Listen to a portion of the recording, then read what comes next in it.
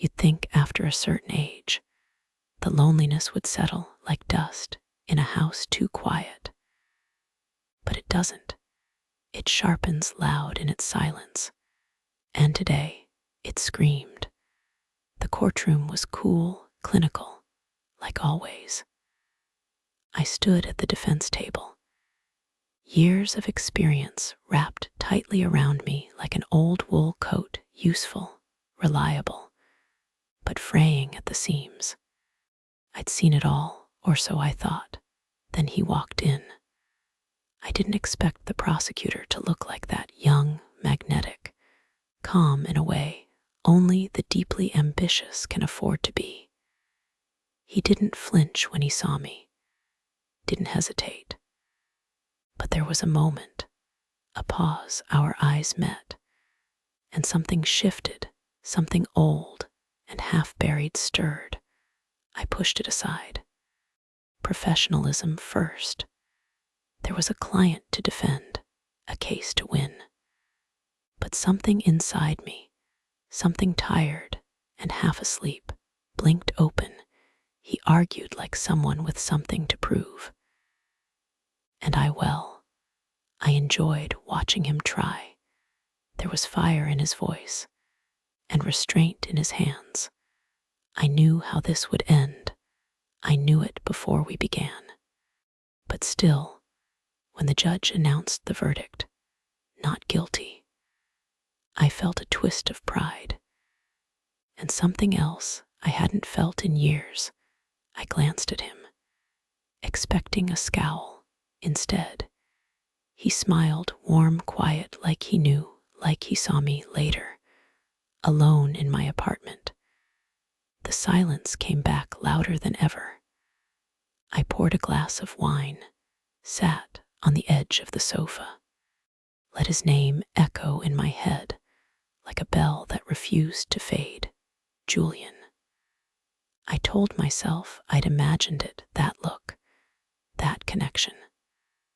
I told myself he was probably driving home to someone young and uncomplicated, that I was foolish for even letting the thought linger. But it lingered that night. I tried to read. I tried to sleep. I tried to be 58 and wise and beyond the reach of longing. But I wasn't. I wasn't anything but a woman in a cold apartment, wondering what it would feel like to be wanted again. Not for advice, not for experience, not out of nostalgia, but truly wanted. I don't know what made me say yes to the bar that Friday. Maybe it was boredom. Maybe it was hope. Maybe, just maybe, I was tired of being the responsible one. And when I saw him again, standing at the bar in jeans and a blue button-down shirt with the top 2 buttons undone, my breath caught. He didn't see me at first. But when he turned and his eyes found mine again, he smiled. And I knew this wasn't over, not yet. You'd think after 3 decades in the courtroom, nothing could catch me off guard. But then again, grief has a way of hollowing you out so slowly, so precisely, you hardly notice what's missing until something stirs it again. The case was simple, petty theft, hardly a blip on my radar. I read the file over coffee, the same way I'd read hundreds before. A blurry security video, a vague timeline, and a client with an alibi, open and shut. My assistant had said I believed her. Boston in late September carries a chill that sneaks into your bones. But the courthouse was warm, familiar, predictable that morning. I walked into the courtroom with the same quiet composure that had served me for years. Black suit, low heels, every strand of hair pinned in place. Then I saw him, the prosecutor, standing across the room, leaning slightly against his table, arms crossed, confidence folded neatly across his frame like a second skin. He turned, and our eyes met. I wish I could say it was nothing. I wish I could say I looked away. But I didn't. He wasn't just young, he was alive in a way I hadn't been in years. There was something about the way he stood, composed, sharp, but with a softness behind the eyes. It wasn't arrogance, it was hunger. The kind I remembered from the days when I still believed winning cases would fill the empty space inside me. I forced my gaze back to the file in my hand. This wasn't personal. I wasn't here to remember what it felt like to be noticed. We made it through the opening statements. He was articulate, thoughtful. His questions were tight, methodical. But he faltered slightly when I stood to object, just enough for me to catch it. A small crack. And in that second, I felt something almost cruel rise up inside me, not triumph, recognition. The trial moved quickly. My client's alibi held up. The video was too poor to identify anything conclusively. By noon, the judge returned a verdict. Not guilty. I didn't smile, not until I glanced at him. And he was already looking at me, no bitterness, no spite. Just that same warmth, the kind that didn't belong in courtrooms. I nodded, he nodded back. Then it was over. I gathered my things, congratulated my client, and walked out onto Tremont Street as if the world hadn't shifted just a few degrees. But it had that night. I stood in my apartment, wine in hand, staring out at the city. The lights below flickered like tiny answers I'd never asked for. My reflection in the glass looked tired, distant. The kind of woman people assume has it all together, the kind who always knows better. But I didn't know what to do with the way my heart had stuttered when he smiled, or how my breath had caught when his voice curled through the courtroom like silk on stone. I told myself it was foolish. I told myself he probably didn't think twice. But I couldn't stop thinking. Julian Carter. The name played like a quiet echo in my mind, long after the city had gone to sleep. And for the first time in years, I didn't feel finished. I felt interrupted. Friday nights used to mean something. They used to carry a kind of promise, laughter, maybe flirtation. A meal with someone who looked you in the eye when you spoke.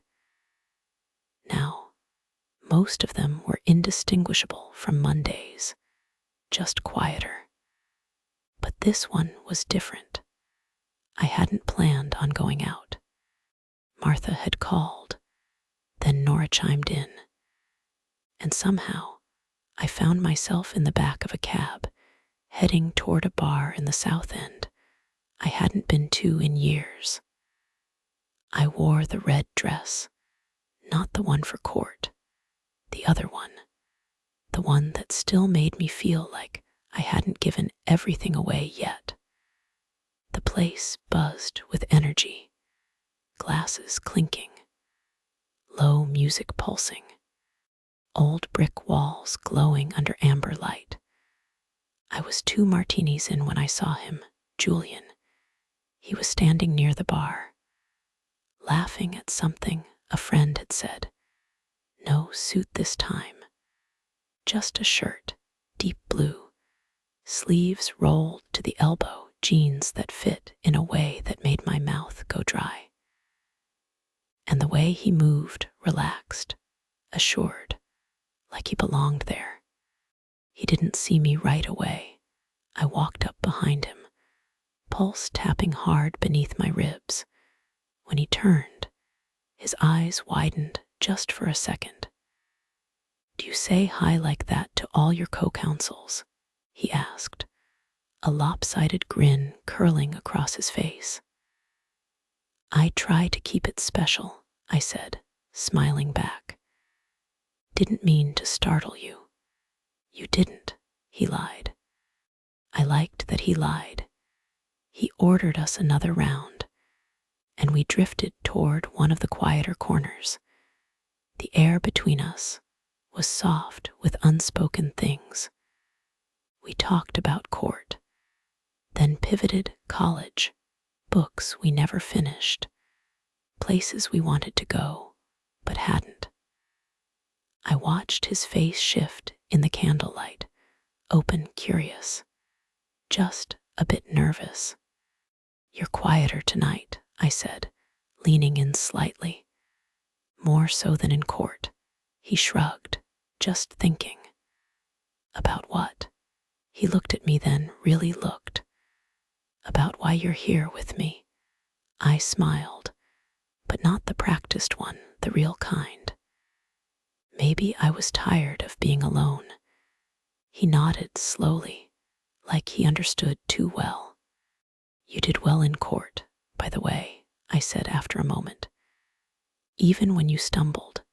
He laughed softly, brushing a hand through his hair. "Thought I was going to sink by the third objection." "You did stumble, but it was charming." His hand paused near his temple, then fell to his side. "Did I impress you?" There it was. He didn't ask it with arrogance. He asked like someone who needed to know. I didn't answer right away. I wanted to see how he'd sit in the silence.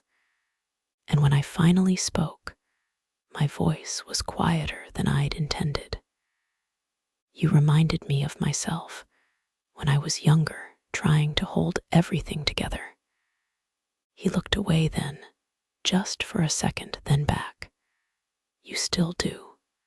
That stopped me. The words lodged somewhere beneath my ribs. We sat in that pause, not awkward, just full.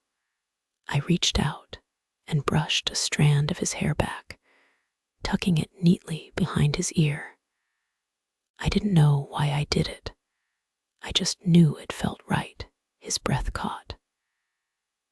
And in that charged quiet, I asked the thing I wasn't supposed to ask. "Would you like to come back to my place for a nightcap?" His eyes searched mine. No bravado, no hesitation. "Yes," he said, simple, clear. We finished our drinks in silence. My friends watched from across the room, their curiosity a living thing. I didn't care. For the first time in years, I didn't care what anyone thought. Outside, the night wrapped around us like velvet. The city shimmered beyond the windshield of the cab. I could feel his presence beside me, steady and electric. By the time we reached my building, my hands were cold. He touched my wrist briefly as the elevator rose. "You don't have to explain," he said, but I wanted to. I just didn't have the words yet. The apartment had never felt smaller. Julian stood just inside the doorway, eyes trailing across the soft lighting, the dark shelves stacked with books, the muted oil painting above the fireplace. He looked curious, not impressed, not intimidated, just present. I poured 2 fingers of bourbon into heavy glasses and handed him one. Our fingers touched, and I felt the electricity quick, but unmistakable. "This place," he said, glancing around, "feels like you." Not sure if that's a compliment. "It is," he said, and then smiled in a way that made it impossible not to believe him. We sat on the chaise lounge, the silence between us easy, but charged. He spoke first, about law school, long nights, the pressure to prove something. I listened, watching the way his eyes moved when he spoke, the way he pushed his thumb along the rim of the glass between thoughts. When I talked, he listened like no one had in years. No phone in hand, no glazed over nods, just silence, and him tilting slightly forward, as if afraid he might miss something. The hours slipped by, folding in on themselves. There was a moment, unspoken, but thick in the air, where the world seemed to pause. The light dimmed without a switch. The sounds of the city faded beyond the windowpane. I don't remember moving closer. I only remember being near enough to feel the warmth of him, near enough to hear the shift in his breath. And then we crossed that invisible line, not in a rush, not with desperation. It was slow, deliberate, like water finding a path it had always meant to follow. There was no sound, but breath, and the soft hum of something building, something neither of us dared name. It wasn't about the shape of skin or the logic of touch. It was gravity pulling two aching things toward each other, not for pleasure, for recognition. My heart beat in rhythms I hadn't heard in years. My body responded not from memory, but from something new entirely, something molten and clear and terrifying. We didn't speak. We didn't need to. There were moments when I felt like I was dissolving, no longer a woman with years and scars and rules, but something softer, lighter, a part of a quiet, bright current that ran between us. The night held us gently, and when morning began to brush its pale fingers across the city skyline, I found myself lying beside him, not tangled, not clutching, just still. He was asleep, one hand resting above his head, his breathing steady. I watched him for a long time, not out of fear, but out of reverence for the strange, beautiful thing we had stepped into. I didn't know what it meant. I only knew I didn't want it to be a mistake. The morning light crept in gently, like it knew better than to rush us. I sat at the kitchen island, 2 cups of coffee steaming quietly between us. Julian had showered, his damp hair pushed back, a few strands still clinging to his forehead. He looked younger in the daylight, less composed, more real. We didn't talk much at first. The silence felt earned. Eventually, he pulled out his phone to answer a call. His voice dropped, soft and casual. "Hey, Dad," he said, and everything inside me stopped. He stood, stretching slightly, the phone tucked between his shoulder and cheek. "Yeah, I stayed over at a friend's. No, I'm good. You just getting off shift?" He glanced at me, smiling faintly. I managed a nod, but it was thin, mechanical. He hung up and dropped the phone on the counter. "Sorry," he said. "That was my dad. He's just finishing a night shift at Logan. He's an air traffic controller." My hands tightened around the mug. "What's his name?" I asked, my voice low, too low. Richard Carter." He said it like it meant nothing. But to me, it felt like the floor gave way. And your mom, I whispered. He blinked. Melissa. She and my dad got married a few years ago. She's technically my stepmom, I guess. But she raised me. My biological dad was kind of a ghost. His words came clean and easy. Unaware of the bomb he'd just dropped, Richard Carter, my ex-husband, Melissa, the woman he married after me. My skin felt too tight, my breath too shallow. I stared at Julian, but now his face felt like a photograph I was trying to fold shut. He noticed my stillness. Eleanor, he said, stepping closer, you okay? I stood slowly, setting my mug down like it was made of glass. I walked to the window. The city stretched out before me, endless and uncaring. I need a moment, I said. Julian moved behind me, unsure. What is it? He asked. Did I say something? I couldn't answer, not yet. Everything in my chest was unraveling. Every warm feeling from the night before, now tangled in this impossible knot of history. He was not my son. He was not related by blood. But he was connected to the life I left, to the man who walked away from me and built something new. Julian had become the echo of two pasts I had tried to bury, the child I never had, the man I never expected. And somehow, impossibly, he had been in my bed. I didn't cry. I didn't scream. But the ache was volcanic, silent, vast, and burning.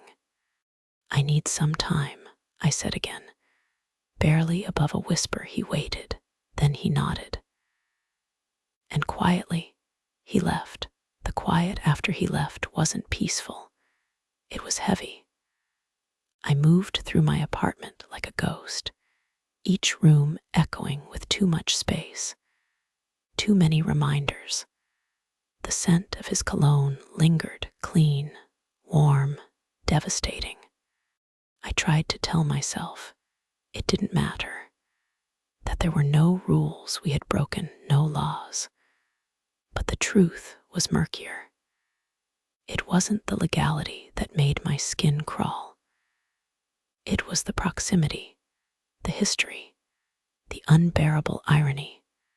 I lay awake that night, staring at the ceiling, counting all the decisions that had led me here, to this moment, to this ache, to this impossible connection that should never have happened, and yet had felt real.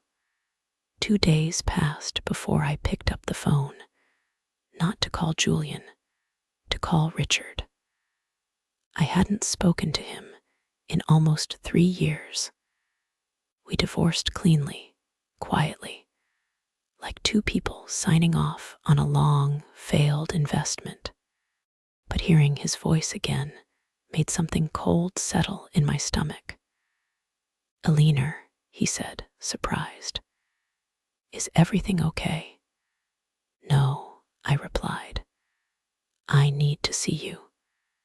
We met in a coffee shop in Cambridge, public, neutral. He wore the same overconfident smirk he always had, older now, softer around the edges, but still Richard. He sipped his espresso and gave me that look, the one that said he thought he knew me better than I knew myself. I didn't expect this, he said. I didn't expect you to marry Melissa. He laughed. Didn't think you cared. I didn't, I said, flat. Until now. He leaned forward, cautious now. What is this about, Julian? The name stopped him.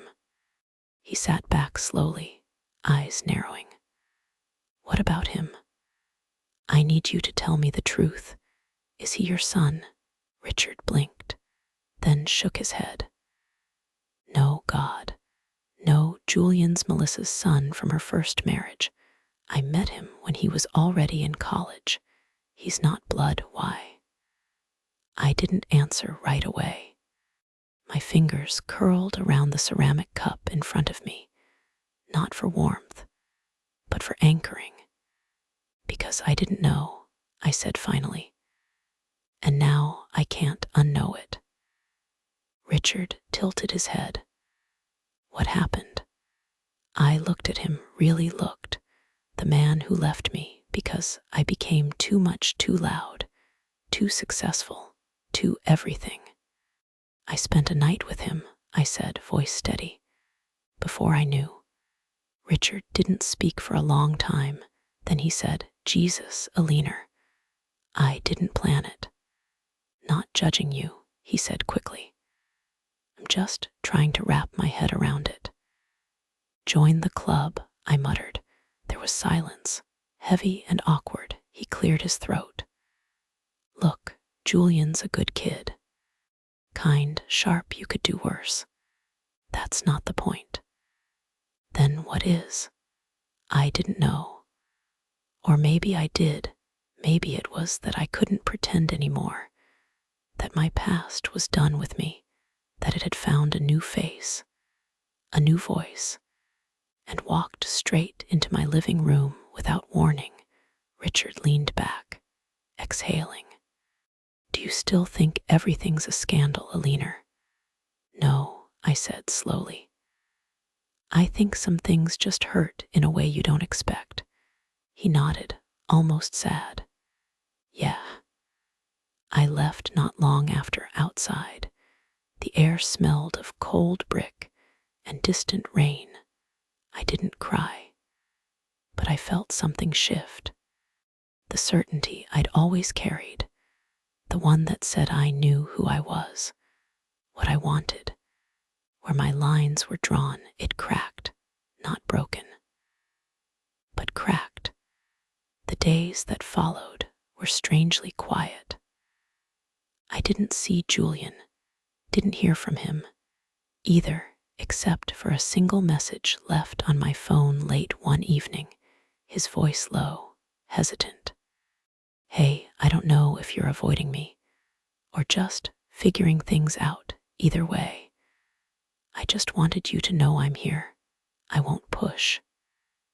I didn't respond, not because I didn't want to, but because I didn't know how. I busied myself with work, buried myself in briefs and depositions, sat through client meetings with a practiced smile. I told myself it was for the best. That distance was clarity. That silence would settle everything. But nothing settled. At night, I lay awake, watching the way headlights from the street below sliced through my curtains. I kept hearing the way he said my name, not in court, not as a title, just Eleanor, soft, earnest, like it meant something. I hated that I missed him, that I wanted to call, to explain, to rewind. But instead, I let the hours pass, one after the other, like waves I refused to touch. A week later, I passed him on the sidewalk near the courthouse. He didn't see me. He was walking with another attorney, smiling, hair pushed back, hands in his coat pockets. For a moment, I wanted to reach out, to tap his shoulder, to pull him back into my orbit. But I didn't. I let him pass. And when I got home that evening, I sat at the edge of my bed and stared at my phone. His number was still there, uncalled, unwritten. I wanted to believe I was doing the right thing, that removing myself was noble, mature, logical. But truthfully, I was afraid that if I let him in again, I wouldn't know where to draw the line. And worse, that I wouldn't want to. I played our last night over and over in my head, not just the tenderness, but the way he looked at me, like I was not just wanted, but seen, known, chosen. I wasn't used to that. I had spent so many years learning how to stand on my own. I had forgotten what it felt like to be reached for. I told myself I was fine. But every time I turned off the lights, the silence said otherwise. It wasn't judgment I feared. It was the feeling that I had let something beautiful slip away, not because it was wrong, but because I couldn't believe it was allowed. It happened by accident. I was leaving a retirement ceremony for a senior judge, someone I admired deeply, someone whose wisdom had shaped half the bench in Suffolk County. The reception was stiff, full of polite laughter and overpriced wine. I didn't plan to stay long, but I saw Richard before I could escape. He was alone near the back, talking with someone I didn't recognize. And when his eyes met mine, he gave a small nod, no smirk this time, just something quieter, older. We stepped outside without speaking. The fall air was crisp, leaves crunching beneath our shoes. The sky above was bruised with evening. "Didn't think I'd see you again," he said.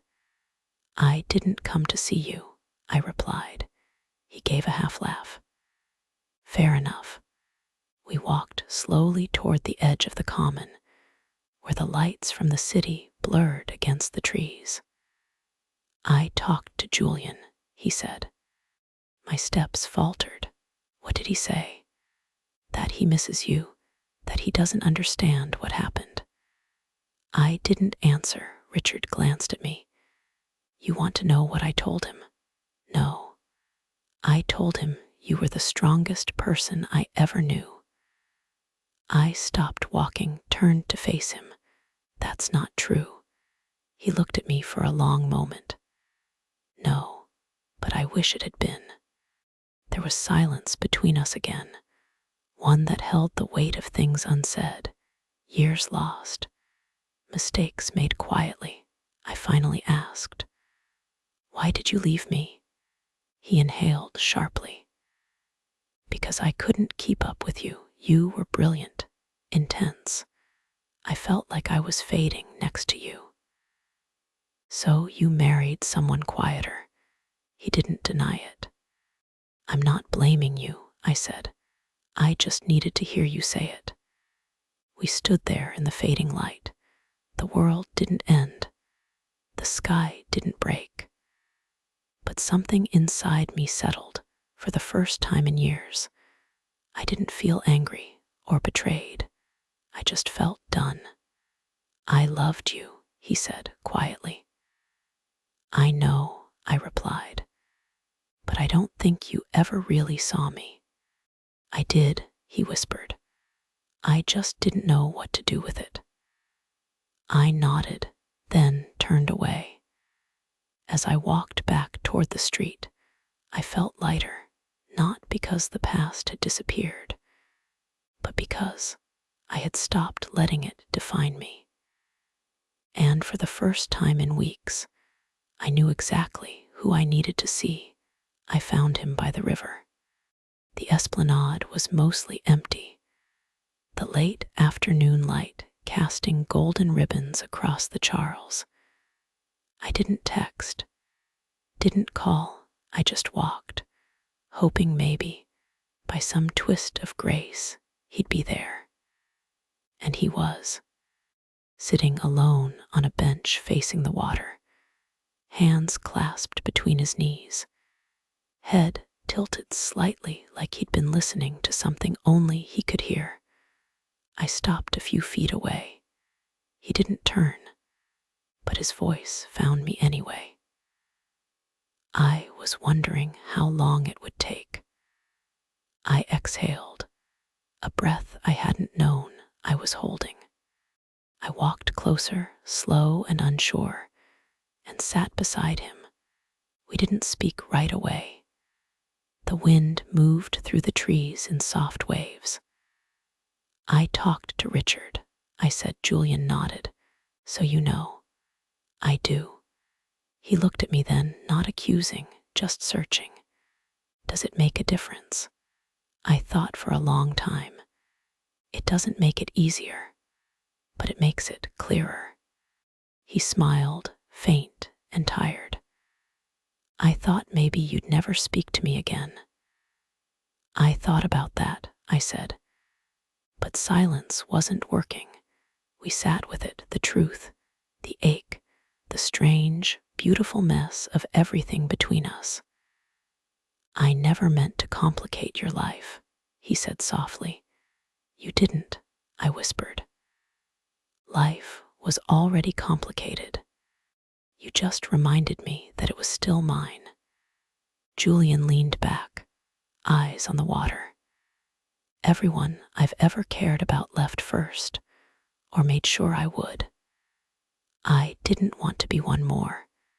You were different, he said. You didn't just see me, you listened. And I wasn't used to being listened to. I reached for his hand, not because I had answers, but because I needed to anchor myself to something real. His fingers closed around mine. I don't know what this is, I admitted. Neither do I. We sat that way for a long time, not lovers, not strangers, something suspended between. I was offered a position in London, I said quietly. Consulting work, it's a lot. He didn't flinch. Will you take it? I might, he turned to face me. Then I'll miss you. I'll miss you too. His voice dropped, soft as dusk. You don't have to go because of me. Not, I said. But I think I need to know what else is out there for me. I need to know who I am when I'm not running from the past. He nodded slowly, eyes full but steady. I'm glad I met you, he said. I'm glad you looked back, I replied. And in the hush that followed, I felt something deep inside loosen, like a knot untying in the dark. Not erased, just released. The offer came with a 6-month contract, a generous stipend, and a small flat in Kensington. London in the fall, a city built on reinvention. I stared at the email for an hour before responding with a simple yes. The next few days moved like slow water. I packed in pieces, a sweater here, a folder of documents there. I donated books I'd sworn I'd reread, emptied drawers that hadn't been touched in years. Each object held a memory, not always sharp, just present. Like dust you only notice in certain light. Julian didn't call.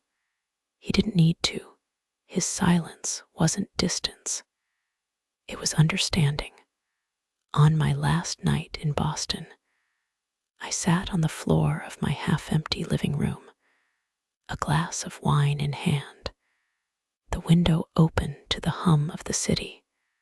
I thought of the cases I'd won, the people I'd defended, the woman I used to be, and the man who, against all logic, reminded me that I still had a pulse. My phone buzzed once, a message. I won't stop you, but I won't forget you either. No name. He didn't have to sign it. I set the phone down and leaned my head back, letting the ceiling fade from view. So many parts of me had been built for control, for logic, for winning. But this part, this goodbye, was built from surrender, not weakness, acceptance. There are loves that burn like fire, and there are loves that warm like embers. even when you walk away from them. I didn't know which one this was, only that it had changed me, not loudly, but deeply. And that was enough. I zipped my suitcase slowly, hearing the click of the lock like the final chord of a song I wasn't ready to stop humming. He met me at the airport. I hadn't asked him to. But when I stepped out of the cab, there he was, hands in his coat pockets, a wool scarf around his neck, eyes soft and impossibly steady. Neither of us said anything for a moment. Just the sound of suitcase wheels clicking against pavement, the hush of a gray Boston morning wrapping around us like a secret. "I thought you might not come," I said. "I almost didn't," he replied. But then I thought, maybe this isn't a goodbye. I smiled, tired, grateful. We stood near the sliding glass doors, the scent of roasted coffee drifting from the terminal, people brushing past us with their own endings and beginnings.